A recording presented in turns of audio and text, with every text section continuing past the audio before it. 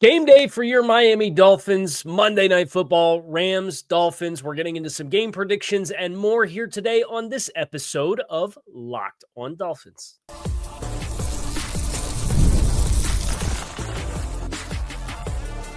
You are Locked on Dolphins, your daily Miami Dolphins podcast, part of the Locked on Podcast Network, your team every day. All right, Miami. Welcome to another episode of Locked on Dolphins. It is your team every day here on the Locked on Network. I'm your host, Kyle Krabs, a lifelong Miami Dolphins fan, host of Locked on Dolphins, co-host of Locked on NFL Scouting, author of Touchdown Miami on Substack, and the NFL Draft lead for the 33rd team. Tip of the cap to our everydayers. It is your team every day. We don't just say it. We live it here on the Locked on Network. Today's episode of Locked on Dolphins is brought to you by PrizePicks. Go to prizepicks.com/LockedOnNFL and use code in all lowercase LockedOnNFL to win $50 instantly when you play $5.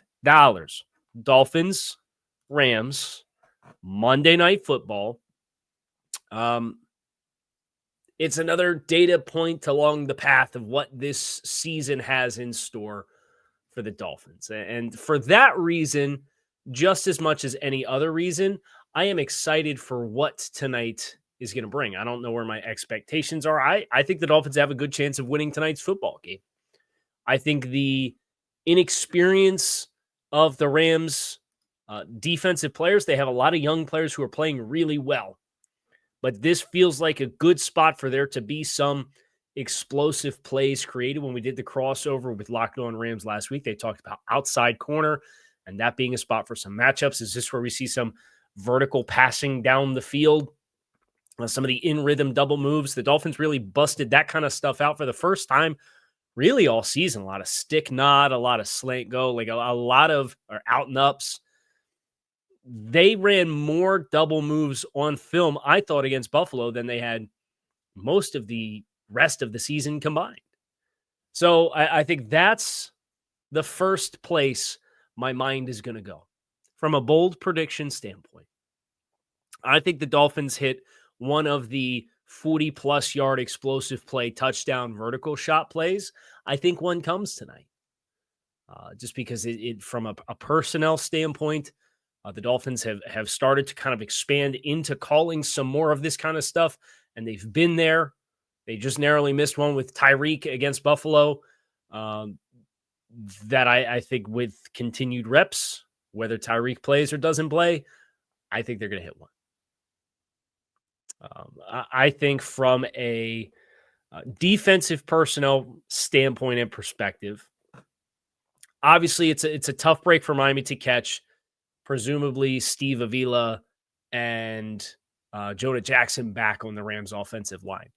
But with Zach Sieler's return, one of my bold takes out of this game is that for Miami defensively, I actually think they will have a better performance with rushing defense than they did last week. And they've had 94 and 82 the last 2 weeks combined.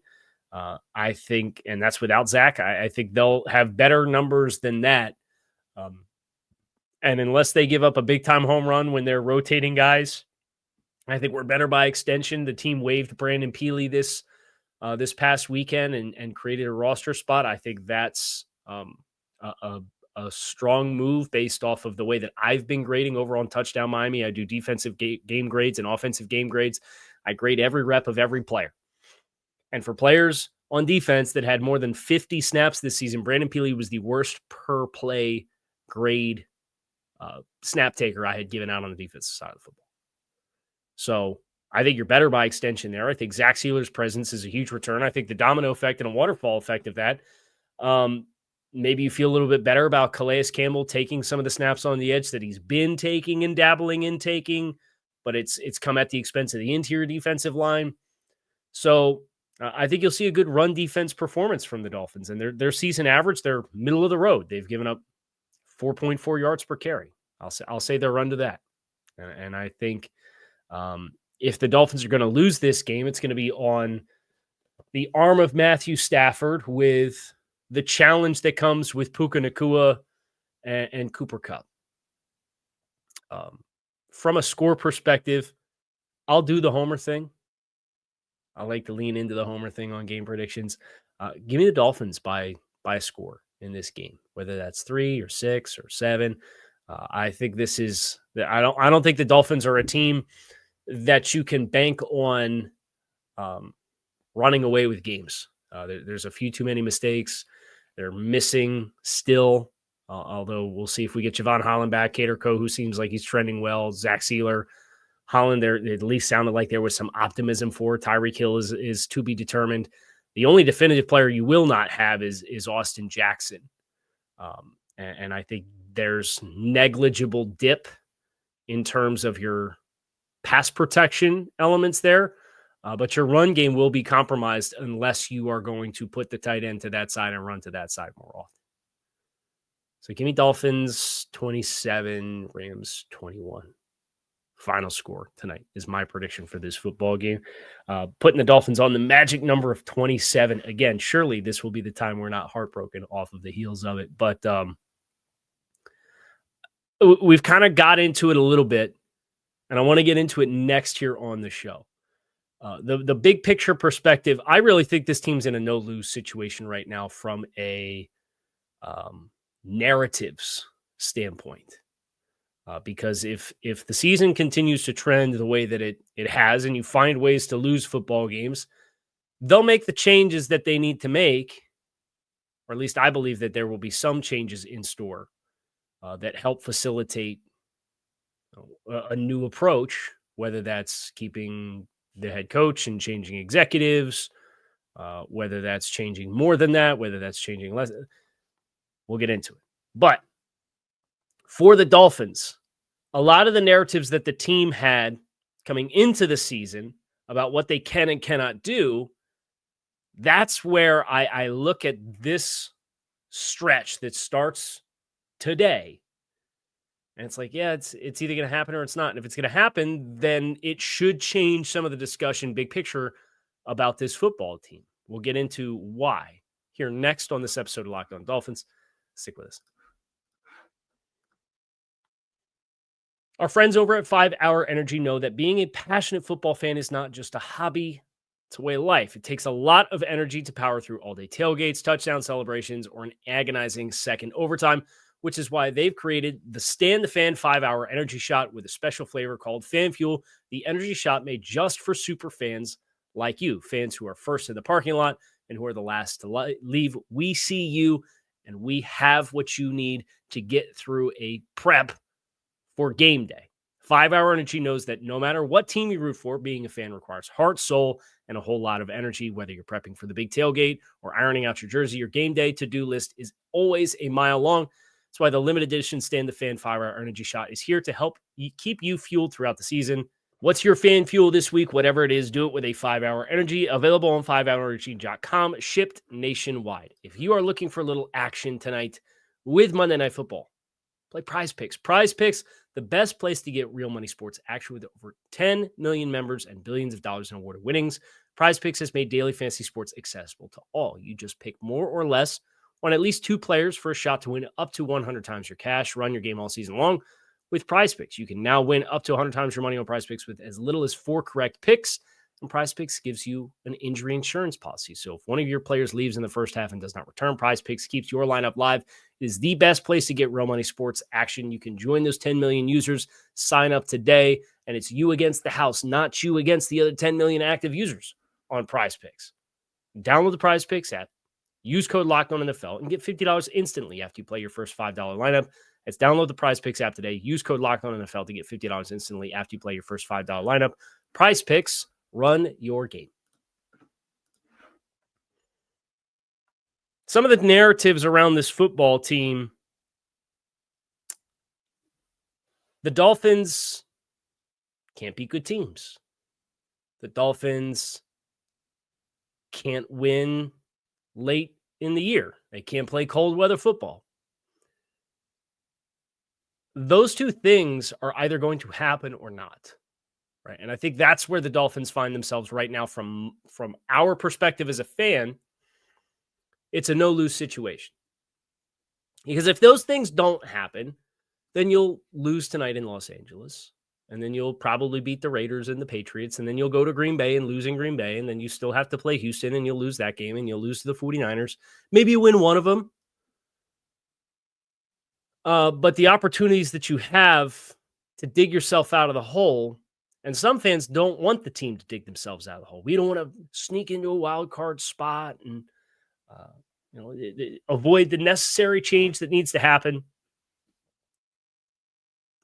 But if the narratives around the teams you can't beat good teams, particularly on the road, and if the narrative around the teams you can't play cold weather football, if they sneak into a playoff spot, I'm not saying it's going to happen or not going to happen, but if they were to find a way to sneak into a playoff spot, you know what would have to have happened along the way? They would have had to beat good teams on the road, and additionally, they would have to play cold weather football in cold weather environments. Because you still got to play in Cleveland and in New York to finish the season. You still got to host the 49ers. You still got to go to Green Bay on Thanksgiving. You still got to go to Houston. You still got to go to Rams tonight. So it's either going to happen where the narratives of the team from last year in the Mike McDaniel era are manifested again, and this team will finish 6-11 or 7-10. And it will be largely viewed as the most disappointing season in recent Dolphins history, and people will be out of jobs. But if they do make the playoff run, they will have had positive momentum towards addressing and fixing the shortcomings of the football team from the past 2 years. Like, that is an inevitability from the math of where they've put themselves. I'd almost rather, I would not rather be 2-6, but I would, if you're going to finish 9-8 on the season, I would rather you have had to find some ways to win some of these big games on the road against big opponents, which is actually more of a dress rehearsal for what a wild card playoff appearance is going to look like, than I would beating the Titans and beating the Colts and beating the Seahawks and beating the Cardinals. Or the Cardinals are looking like they might be the real deal. But then if you don't beat the Cardinals, maybe you beat the Jets twice, and then you beat the Patriots again, and then you beat the Raiders again. And then you beat the Browns. And like, that's 8 wins on the teams that are like not the good teams on your schedule, and beating Jacksonville, which is 9, right? Like, you can look at, well, they've played games where if you won all the games against teams that you perceive to be your inferior opponents, you would have had 9 wins. Now, you lost some games to teams you felt at the beginning of the season were inferior opponents because of your own internal issues, whether that's coaching or play calling or the focus of the football team or injuries or whatever it is. And all of them attribute to that. But I'd rather not hit all your layup games again like you did last year, beat one good team, beat them at home to get to 11 wins. I'd like you to show you can. And if you can go on the road and win a couple must-win games on the road against good teams, it's progress. Right? I'm not saying it's going to happen, but I do think you're at a point where the prophecy of what the team was and the narrative around the team, it comes true and changes are going to have to be made, or it's disproven and the team actually climbs back into a spot of contention. And I think that makes it not a bad thing. And some Dolphins fans have concern about making a run and getting a wild card berth and what that means for not changing things. But if it happens now based on the math, you're going to do the things that everybody said all offseason and last year you can't do. So you're in this win-win situation. Now, it's not fun if the path veers to the left and you don't win any of those games, and it's an affirmation. But I don't think what a potential run could look like if the team starts it tonight and if the team continues. Like, I do realistically expect them to beat the Raiders next week. I do realistically expect them to beat the Patriots, although that's not going to be an easy game. So, like, if you do win this one, I do expect you to go into Thanksgiving at 5-6. What if you win that one, right? Like, and that's the optimist Dolphins fans. That's what they're saying. And I understand why they feel that way. And if you wake up on Black Friday and this football team is 6-6, again, I'm not saying it's going to happen, but they will have gone on the road to beat two good teams in Green Bay and LA in that stretch. And that was something that we have perceived to be a big problem with the Dolphins football team for quite some time. And then if you carry that through over the final 5 games, right? Yep, 5 games. Kyle does math live on the show. And you win more than you lose. I take it as progress. I don't know how you don't take it as progress. Unless you're just in the never Greer or never Tua or never McDaniel camp. And I think, unfortunately, the sport and building a team is oftentimes a lot more complex than that. So from my perspective, the big picture, either make the run. There's no downside to making the run that I've seen some fans infer that they would not want to happen. Did a mock draft for the 33rd team. The Dolphins picked at 5. Right? We just got done talking about if this happens and you put this together and you win these games, who knows, and it'd be a good thing. Well, if the season ended today, the Dolphins would pick 5. Right? That's kind of the crazy part of this season and the standings in the AFC side of things right now. But I want to go into my process a little bit as far as who I picked, who I considered, and give some of that to you as a part of the deep dive into the Dolphins pick for my mock draft for the 33rd team, which came out this morning. That's next here on Locked On Dolphins. Make sure that you stick with us. Nothing delivers comfort and joy quite like the unrivaled quality and taste of Omaha Steaks. This year, skip the holiday hustle and bustle and save 50% off gourmet gifts site-wide at omahasteaks.com. Plus, get a $30 reward card when you shop early and score an extra $30 off with promo code NFL. With 5 generations of experience, they consistently deliver the world's best steak experience, and the gifting experts at Omaha Steaks have made it easy to deliver the perfect gift with thoughtfully curated gift packages starting at $89.99. From legendary steaks to mouthwatering desserts and more, save 50% off site-wide at omahasteaks.com.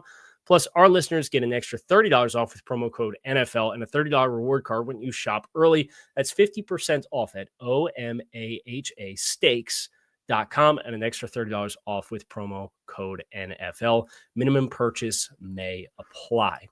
You can get ready to tackle all the NFL action with FanDuel, America's #1 sportsbook right now. New customers can bet $5 to get $150 in bonus bets if you win. The FanDuel Sportsbook app gives you everything you need to place live bets on the NFL all in one place. So when you get a hunch in the middle of the game, you can check out all the latest stats, view live play-by-play, and so much more on the same page as where you place your bets. Over at FanDuel, the game tonight, this line movement has yo-yoed, and it's gone back up for the Rams to -2.5. So the Dolphins are now 2.5-point underdogs. This got as close as 1 point. I don't know if this is reporting around Tyreek Hill and his availability for the game. I don't know if that's influenced it. But the Dolphins, if you think they're going to win the game outright, you can get the money line for +120 over at FanDuel right now. Get started with $150 in bonus bets when you win your first $5 bet at FanDuel.com. Never waste a hunch and make every moment more with FanDuel, official sportsbook partner of the NFL. All right. Did a mock draft for the 33rd team, where I am the NFL draft lead for this season over there. And it's been awesome to put the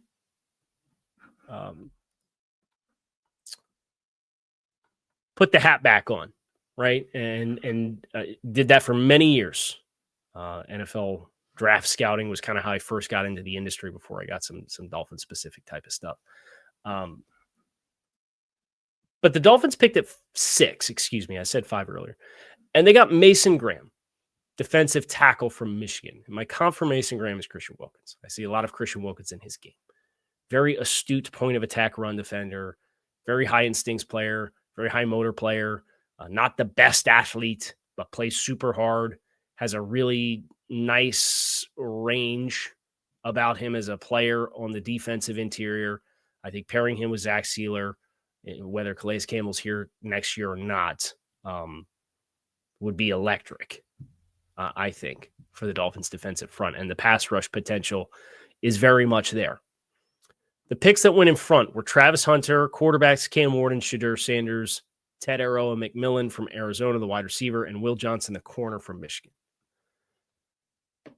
Will Campbell, offensive lineman from LSU, popular choice. The last time I did a mock, I did Campbell, but it was more he play guard. Does he play guard? The argument I made was based off where the Dolphins are as a team, the decision-making process that's contributed to them. I think some of the decision makers would be different. But I did not pick Will Campbell this time around. I thought about Abdul Carter. I thought about Malaki Starks. And I thought about Jalon Walker. If you don't know who these players are, Abdul Carter's from Penn State, played stack off-ball linebacker as a pressure-type hybrid player. They moved him to the edge full-time this year. And this goes back to what I said on Friday when I did the show on Friday. It was very glaring for me how much the Dolphins were missing a number of intangibles with the defensive game tape. Bullies, guys that are physical tone setters, guys that have high football IQ or are natural instinctive players. They've got a blend of guys that are like that, are usually mostly older players, whereas the young guys that are getting reps and playing, for the vast majority of them, it's guys that are developmental type players, because the Dolphins have swung the bat on traits more than anything else.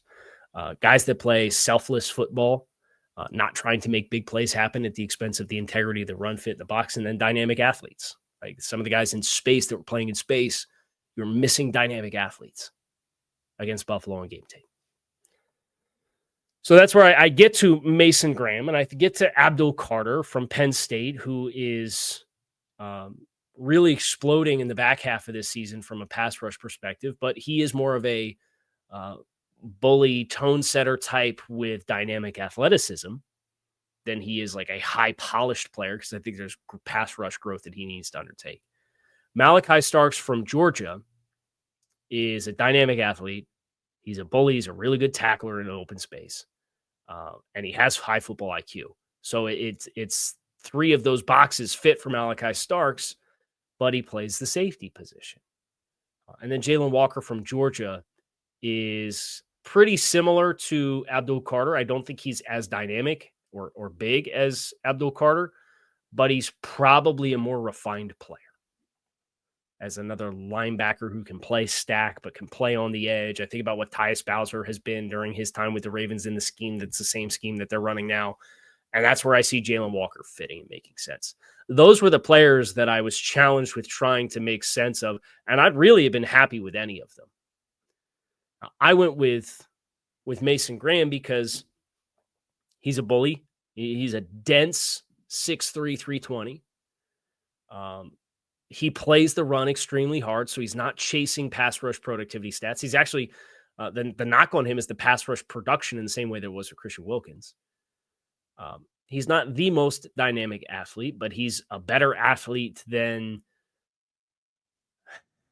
every other guy over 305 on the defensive depth chart right now. And he's a very refined player as well. So there's a positional value intersection with an interior defensive lineman that plays high snap volume, that checks a bunch of those boxes that when you got done watch the game tape of Buffalo against, you said he's got that stuff. And it's less I think the Dolphins are ultimately going to win enough games to not be picking in the top 6. That's kind of my gut reaction, unless Tua gets hurt again, in which case all bets are off, and then they might be picking a quarterback. But this quarterback field is getting more narrow as we go. Only 2 quarterbacks go in the first round. They both win the top 5. And that's because of how the quarterbacks are playing. But I'd have felt good about putting in a card with Abdul Carter's name on it. I'd have felt good about putting in a card with Malaki Starks' name on it. I'd have felt good about putting in a card with Jalon Walker's name on it. Mason Graham was the name that was on the card. I'd be thrilled to put in a card with Travis Hunter's name on it, but I think he's destined to be a top 3 pick. And you can get deeper, if they end up being more middle of the pack. I think that's there's acceptable answers there as well. But right now, they're kind of in a sweet spot where they have a number of options. And that's the opposite, as of right now, with the draft order as it stands, of where they were last year, where I felt like there were like 15 names that I'd been over the moon for, and you were sitting here holding your breath at the quarterback runs. We're going to get one of those guys down to you.